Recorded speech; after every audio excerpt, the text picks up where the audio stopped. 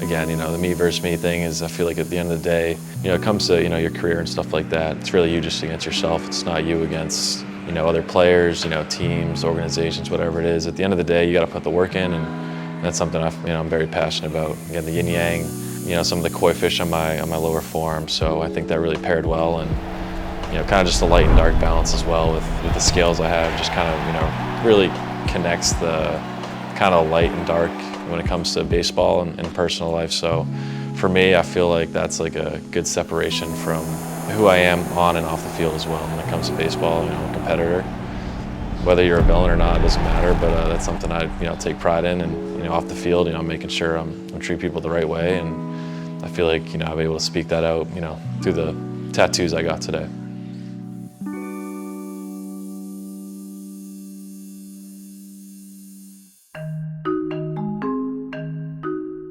He has no teeth? Yeah, he hasn't come to see you, so.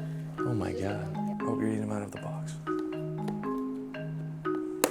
My name's Brianna. I'm the owner of Cats Caffeine. So we've had over 800 adoptions in 3 years, and we're really passionate about keeping up with our adopters, so we get to see them kind of grow outside of the cafe.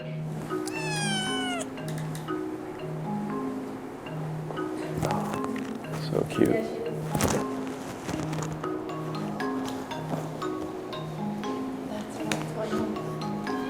I would, if I were to take one, it'd probably be the smallest one. Kind of want the sassy one to eat a treat. That was honestly amazing that he was into cats. I'm kind of mad I didn't know about it earlier, especially how close it is to the facility as well. It was great to see that this is a place where he would want to come. He really understood as far as if the kitties want to come to you, they will, and that's cool to see. I feel like cats don't like to be picked up. That's just it's a cat thing. My cat does not like to be held. It was nice for him to be able to just have some time to chill with the kitties. Even if they are sleeping, some are rambunctious, it's never a bad time. They're usually a lot nicer when they're tired. They don't fall off. And she's purring, which means that I know I would actually take this cat in. So for him to be able to relax and find a place like this is really wholesome. Yeah, we had this cat that was in the facility that was walking around, and I just thought it was like a kitten, so I thought it was really cute. And then one of the pitching coaches was I was like, yeah, if I could take it, I would. But I didn't really know how to do that. And then yeah, my coach their neighbor had a litter, 3 of them didn't sell, so they're kind of just going around the back of the house or whatever, and just kind of practically strays. And then yeah, she's 4 weeks old, and then kind of just offered to me if you want to take it. I was like, yeah, I'll take it. And I remember picking her up, and she was in a little crate, practically covered in her own poo. And I just had her in my car. And then I brought her back, cleaned her. She was super shy. I had 2 roommates at the time. So then I got called up to low A, so I was with her for that. Then I got called up to high A a month later. So we had to bring her to upstate New York. And then, yeah, she's either been with me or been in Boston with my parents, so she's kind of been all over the place.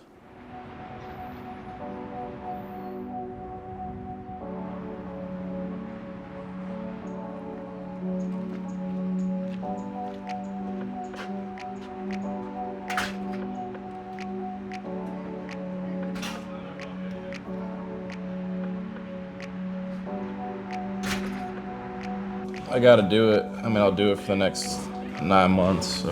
He's a very routine guy. He likes the same things all the time. I'm a little superstitious about it.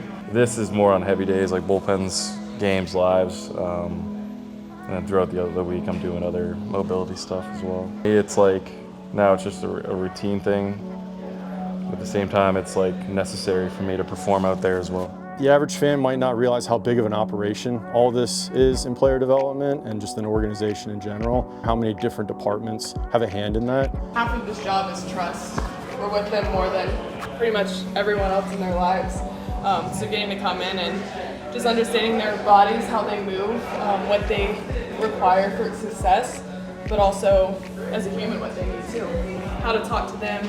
You can't talk to all of them the same. They all require different things. I'm a different guy. He's a different guy. But we love him. And I think for Cam specifically, is not a high draft pick. Needed to add strength, added a need velocity, which he did, and we fine-tuned his pitch mix. So there's the pitching space, the S&C, nutrition, the biomechanical group downstairs. Yeah, these are the salt mines. That's field 2. Thrown about 30 lives on that field. This is field 3. I've actually never thrown out live on that, which is good.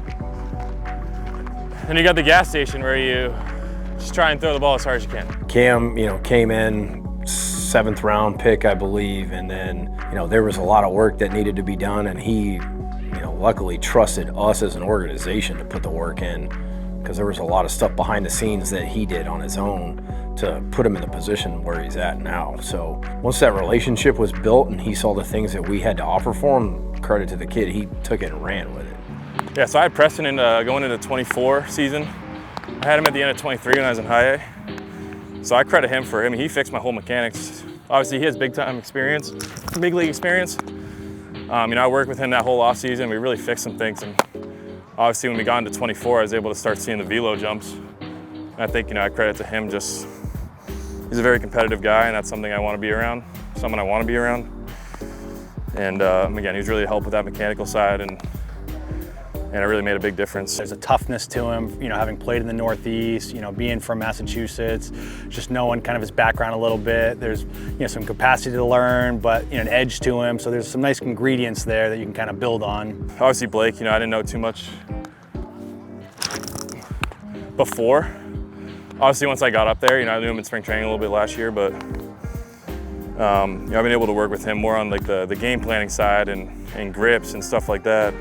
And they've been a really good duo to have. Trying to learn things while I'm up in the big leagues and trying to make adjustments after each start. So I credit both of them for helping me through that process. I've trusted them for 3 years. I told them I'll be the most loyal player out there. I trust them and they trust me. And obviously I had a lot to prove to them after I got drafted, but I told them I was gonna put the work in, and Yes. the adjustments they wanted to make, I agreed with and I rolled with it. And obviously now you start seeing the results. I'm never gonna argue with, my coaches, and I'm always open to suggestions and criticism, so that's just how I am as a player. When you come into the Yankees organization, obviously there's an aura and there's, a demeanor around this organization, and it's important. Pinstripes are heavy. So when he comes in and, he says, give me all you got, he wanted as much information as we could give him. So There's a nice blend of confidence and belief in himself with some humility to take feedback. I don't think there was any time where I felt like he had made it. He was having some success early on. Some guys run with that, but I thought he was every outing looking for something to build upon, and I thought that was what allowed him to kind of keep unlocking steps as he went last year. he's a goofball, but between the lines when he's on the mound, he knows he's the man, and he acts, that's how you want your starting pitcher to act. End of the day, I'm a competitor and I try to lock in as much as possible. When I'm walking in from the gas station to the mound, and once I see the hitters up there, I'm locked in and take it just as serious as a game. It's really impressive when you play with something guy like that. Now you can see him in building. It's really impressive. Pretty intimidating on the mound. I got to face him. I haven't really, coming out of high school, I haven't seen a whole lot of arms, and it's a pretty big shock to get to see him up on the mound. But it's pretty odd. It's a really cool experience. Struck me out, but it's all right. I'm there for next time. The ability to take information from people, I think both from coaches and from your peers, and some of the veteran guys who are a little older have been, through it a little bit longer than he has, is a superpower for him. Yeah, I mean, again, obviously New York, it's loud. It's a loud city. They're prideful, and that's something I love. So again, there's a lot of pressure playing New York. Maybe a few other teams that are going to know, how that feels, but not everyone does. So to feel that pressure again is a privilege. There's a target on our backs. Nobody's coming into the Bronx and going to lay down. A lot of guys, they struggle when the moments get the brightest, and I thought that's where, the best version of him showed up.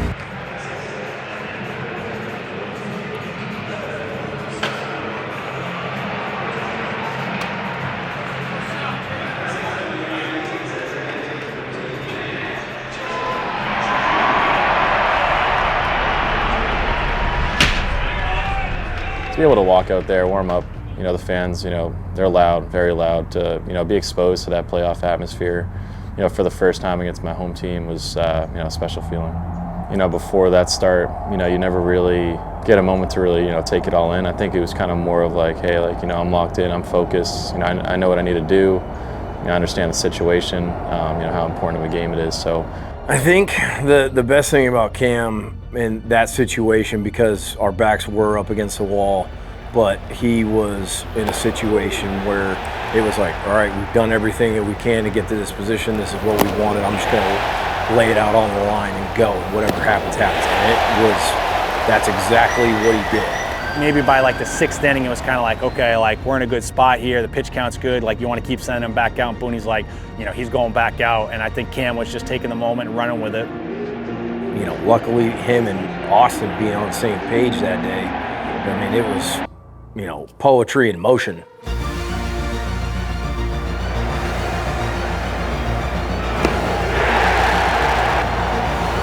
A dirty dozen for Schlittler as Gonzalez is gone.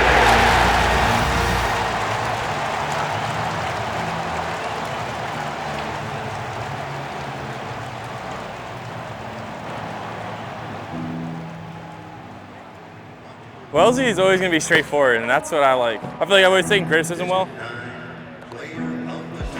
He's not going to baby it. He's just going to be straight up with what we need to do and, what I need to adjust, especially in a game. So, plus we have a good friendship as well. So, I trust him and, he trusts me, and we can, have conversations about things, especially if someone disagrees with, one opinion, that we can come to, close terms on that, and then again, make adjustments as we need to before starts or during starts or for the next start. So it's been really fun working with him over the the course of 3 months. I did not hear it. Yeah, because you won't hear it again, buddy.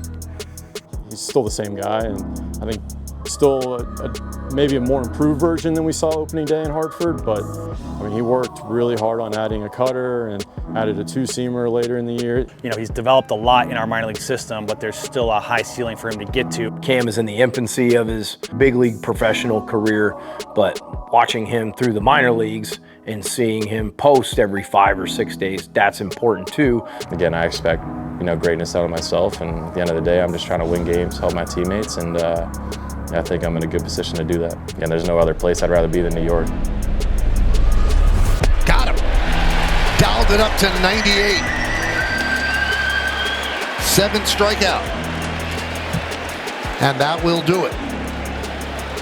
Well, I'll tell you what, he should get a hand. I mean, to take that emotion as a young player, to come in and throw the ball the way he did. You only get to do this once, Michael.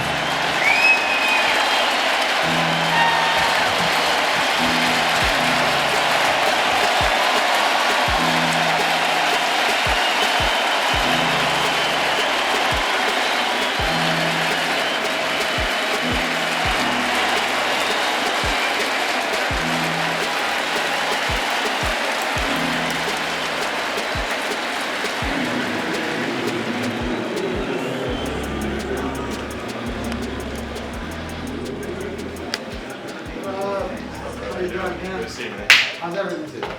Good. Ready for today? Oh yeah. My name is Omar Cruz. I'm the owner of Socrates in Gallery Tattoo Studio, and we're located in Tampa, Florida. So I specialize in black and gray realistic style. The way they heal, the way they look, that attract me to it. Getting into the tattoo industry and into my tattoo career, what's the thing about me expressing myself through art? The amount of trust that you have to have as a client to trust an artist is something out of this world, I think. For him to understand my vision while me keeping the elements and the idea behind his tattoo. We've been working together for the past 1.5 years. Baseball is a very patient sport. You gotta trust, other people and things around you for the outcome. So it's kind of the same way with the tattoo as well. So you gotta put a lot of faith into the people you're talking to and getting connection with and the artist itself, and trusting that they're gonna do a good job on your body, and again, it's permanent. So I have a lot of faith in the 2 artists I work with, and that's how I feel out on the field as well. You have to lock in just like a pitcher, forget about the outer world, zooming in to every line that I was doing, taking care of every step. The way that I see it, it's like a game, same thing.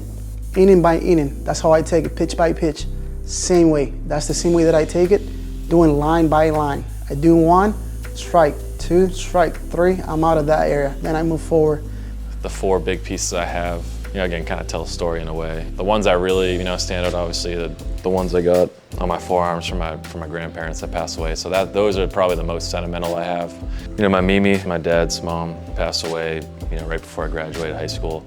She didn't see me, go to college, get drafted, all that. So, I put her on my right arm. I feel like it's the only tattoo I'll ever have on my right arm. So the relationship I had with her was definitely strong and special. So just want to be able to remember her by, putting her on the part of my body that matters the most to me.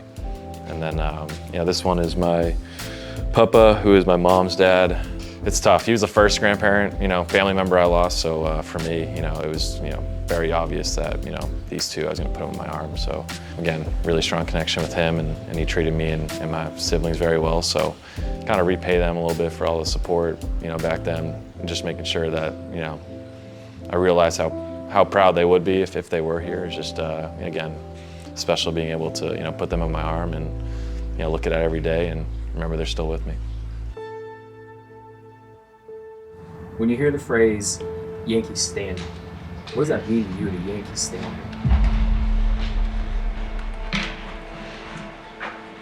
All right, everybody.